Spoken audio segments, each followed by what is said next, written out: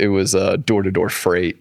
My first job out of college. And it was a Mormon company. And Mormons are built for it because they're spreading the gospel. They're resilient. They're resilient, man. And they're so nice. And I don't know, some people can just really handle rejection. Like I don't know if it just doesn't bother them or they can still just wear that smile out of there.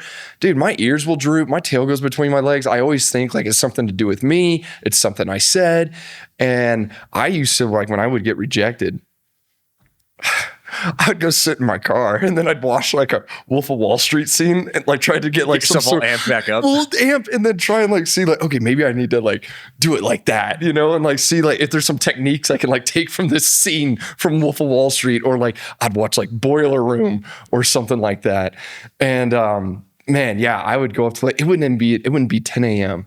I've been told to piss off, eat shit. And it's not even 10 a.m. and it's Tuesday. And I'm like, dude, I have 3 more days of this. Yeah. Like, this is brutal, man. What was the worst, when you were selling freight, what was the worst? Or I know some of these stories. What was there's one where you like, would you crawl underneath the garage door? No. Yeah. So, well, it's funny. Your boss like says like lean against the post or like put your foot in the door. Mine told me, because I told him I would call people. Sometimes I would like call people and just sit in the office and just get rejected over the phone because I was like, it's better than going out there. Or sometimes he would make me go out. And so I told him, I was like, dude, every time I tell them who I work with, they hang up on me right away. And because they would ask me like, who are you with? And so I would tell them they hang up. And he was like, his strategy was like, just tell me you can't tell them that. Just tell me you're not authorized to tell them that. I'm like, wait. So when someone says, who are you with? It'd be like, I can't tell you that. That's a need to know basis. Don't worry about it. That's confidential, sir. Don't worry. You'll find out soon enough because I'll be at your place. And so I was like, are you serious? Or he would be like, oh, dude, just go through the back door. Like if you go like, because I was like, the gatekeepers were just my living hell. Like they were just like my Achilles heel. And so I'd walk in and, it'd always be some gal named Tracy or something like that.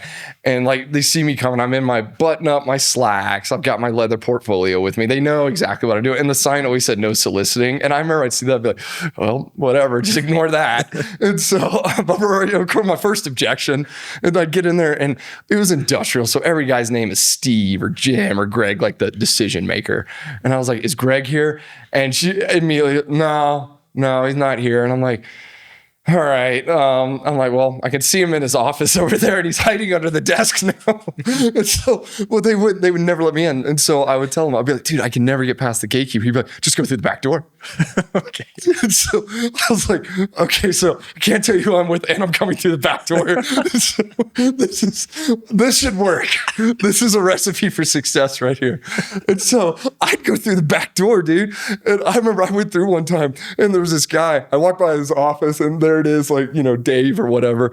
And I walk by and I'm like, I like poke my head. I'm like, hello. And he's like, he has his hand on his mouse, his keyboard. He's like, who the hell are you? And I was like, yeah. And I had my spiel. I had my business card. I was like, I'm Forrest, you know, can't tell you who I'm with, but I'm Forrest. And I remember I went to shake his hand. I was like, hey, how you doing? And he didn't take his hand off his mouse or his keyboard. He's like, okay. And I was just like, yeah. And it was just awkward. No, I was just like, yeah. And I was just like, yeah. So this is what we do. You know, we can help you if they're afraid or whatever. And he was just like, okay. And he just like he just ignored me. And I was just like, God, man, it's just brutal, just awkward interactions. But the one you're referring to is I didn't want to go through the front door again. And so the back door had like leaves overgrown. So I was like, well, I'm not walking back there. And I'm in button up slacks, you know, and all that.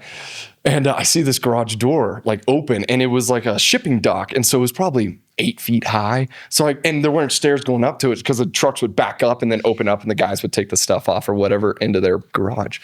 And so I see it's open and they can't really see me because I'm like standing close to it, but I can kind of see over. And I'm like, oh, well, I take my leather portfolio and I go like that. And I throw it up like that. And so it's just, and I'm like, okay. And then I like backed up like 4 or 5 feet. And I ran in, I like got it wrong. So I jumped up and I like crawled up and I'm in my slacks and my like whatever and my button up and I'm crawling on this dirty garage floor. And I get up and I like pick up my leather portfolio and I'm like, and I like turn around and there's like 8 sets of eyeballs just staring back at me. And people are like just in the garage, they're like, staring at me and they're like, I was like, is Steve here? And they're like, no. I was like, all right.